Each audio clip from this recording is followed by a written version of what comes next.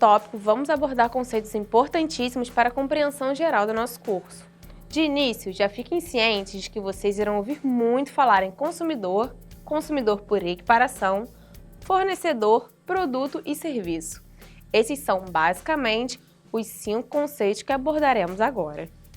A primeira figura a ser estudada é o consumidor, o qual pode ser tanto uma pessoa física quanto uma pessoa jurídica, desde que esta pessoa adquira ou utilize algum produto ou serviço como destinatário final, pois é justamente o destinatário final que adquire esse produto ou serviço como bem de consumo. Ou seja, será considerado consumidor aquele que adquirir mercadorias para atender às suas necessidades particulares, sendo independente o fato de ser para uso doméstico ou uso profissional, desde que o seu objetivo não seja de revenda, de lucrar em cima daquele produto ou serviço. Seguindo esse entendimento, podemos observar a redação do artigo 2º do CDC, que conceitua consumidor como toda pessoa física ou jurídica que adquire ou utiliza produto ou serviço como destinatário final. Meus amigos, para que uma pessoa seja considerada como consumidor, ela deve ter a característica de destinatário final, sendo entendido como aquele destinatário fático e econômico do bem ou do serviço. Ou seja, o destinatário fático é aquele sujeito que retira o produto da cadeia produtiva, enquanto o destinatário econômico é aquele que não utiliza o produto ou serviço para revendê-lo ou utilizá-lo em sua atividade profissional, sem que guarde qualquer conexão, seja direta ou seja indireta, com a atividade econômica por ele desenvolvida. Portanto, para ser consumidor, é necessário que a pessoa seja considerada como destinatário final, preenchendo as características tanto do destinatário fático quanto do destinatário econômico. Para facilitar o entendimento acerca de destinatário final, vamos a um clássico exemplo. Um taxista que realiza a compra de um carro para exercer a sua atividade profissional não poderá ser considerado consumidor, pois ele utilizará o carro para transportar os seus passageiros. Sendo assim, não será o destinatário final dessa compra. Quem serão os destinatários finais dessa compra são os passageiros. Mas, se o taxista realizar a compra de um carro para passeio, para uso particular, ele poderá sim ser considerado consumidor. Ainda sobre o consumidor, precisamos fazer algumas pequenas considerações a respeito das pessoas jurídicas, das empresas. Elas podem sim ser consumidoras quando adquirirem bens que não serão usados como meio de exercer suas atividades de comercialização. Os bens devem ser usados para consumo pessoal, como por exemplo, as canetas e papéis utilizados em um escritório, os serviços de segurança contratados, dentre outros. No entanto, ainda não é pacífico nem na doutrina nem na jurisprudência a possibilidade de pessoas jurídicas serem consideradas consumidoras, mas há um grande avanço nas decisões dos tribunais nesse sentido. Mais para frente do nosso curso, nós vamos aprofundar esse estudo e vamos falar sobre algumas decisões desses tribunais. Bom, independentemente de consumidor ser pessoa física ou pessoa jurídica, não haverá proteção das normas consumeristas para os casos em que o produto ou serviço for utilizado como meio de produção. A segunda figura que vamos analisar é o consumidor por equiparação, também sendo regulamentado pelo artigo 2º do CDC e pelo artigo 17 também do CDC. Diante disso, é possível afirmarmos que o Código de Defesa do Consumidor aborda alguns outros conceitos de consumidor além desse estrito senso que eu acabei de explicar para vocês. O consumidor por equiparação pode ser considerado um terceiro, pois ele é definido como todo aquele que não participa diretamente da relação de consumo, isto é, todo sujeito que se encontra na condição de consumidor equiparado. Nesse caso, o parágrafo 2º do mencionado artigo 2º do CDC considera como consumidor toda a coletividade de pessoas que possam ser afetadas por alguma relação de consumo, ainda que intervenham de forma indeterminável, que não integrem uma relação de consumo. Para exemplificar isso, Imaginem que ocorra um defeito em um produto ou serviço.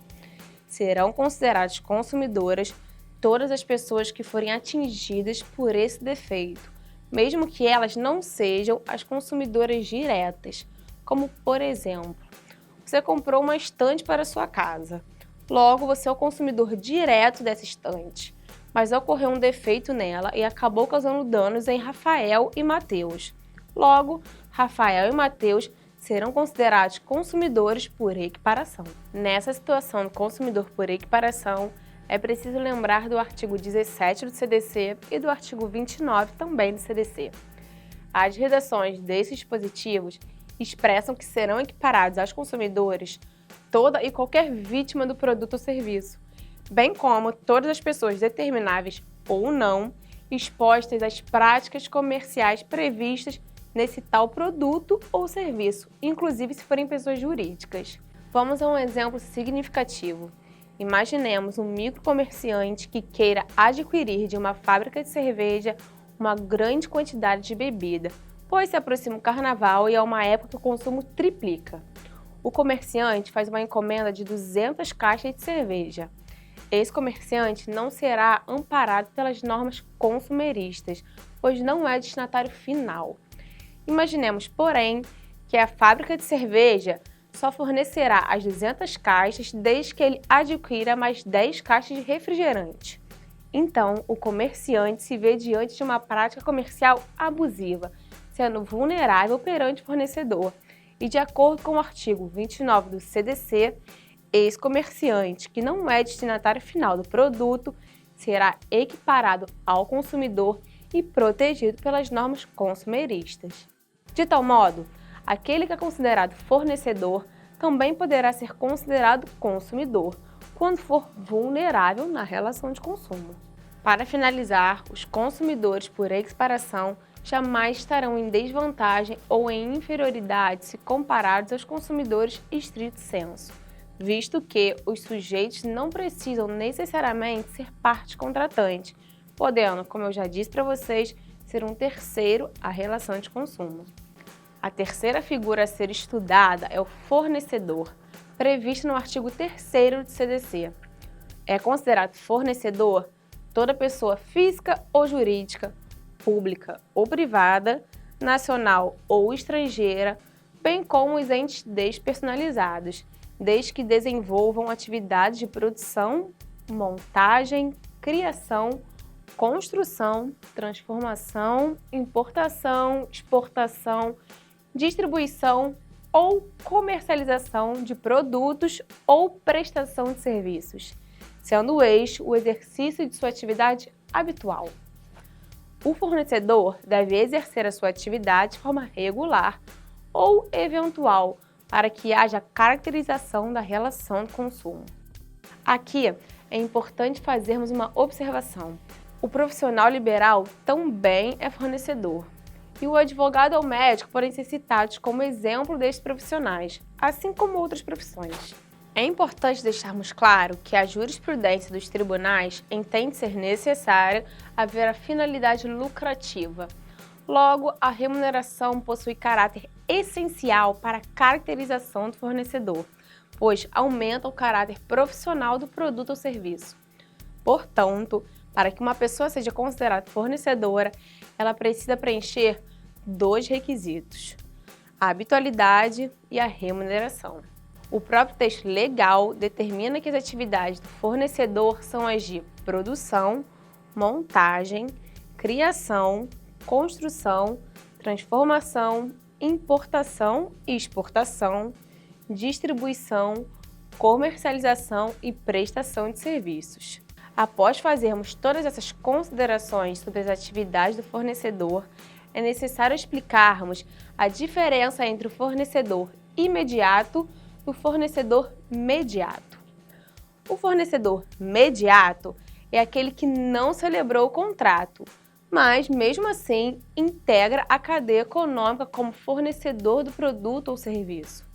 Já o fornecedor imediato, também é conhecido como fornecedor direto, é aquele que comercializa o produto ou é aquele que presta o serviço, mesmo que seja um empregado contratado para realizar uma atividade específica. Bom, é importante ressaltar a responsabilidade do fornecedor. Em havendo dano puramente patrimonial, a responsabilidade será solidária entre todos os fornecedores que integram a cadeia econômica. Isto é, de acordo com as regras contidas nos artigos 18 e 20 do CDC, respondem pelo vício do produto todos aqueles que ajudaram a colocá-lo no mercado, desde o fabricante, o distribuidor até o comerciante.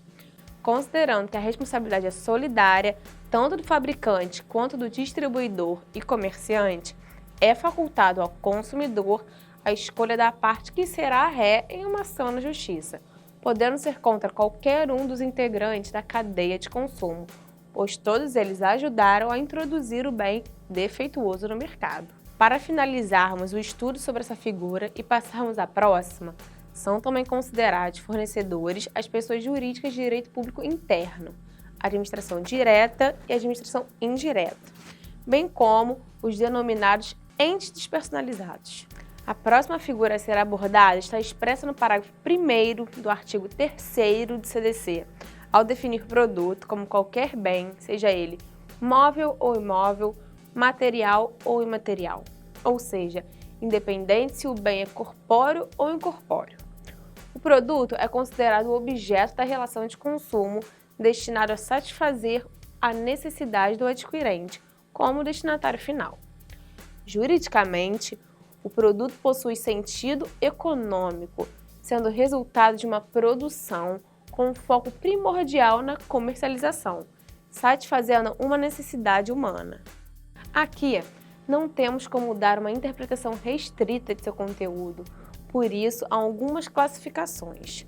Os produtos são classificados quanto à segurança, a nocividade, a adequação, a propriedade, a durabilidade, a natureza e a essencialidade.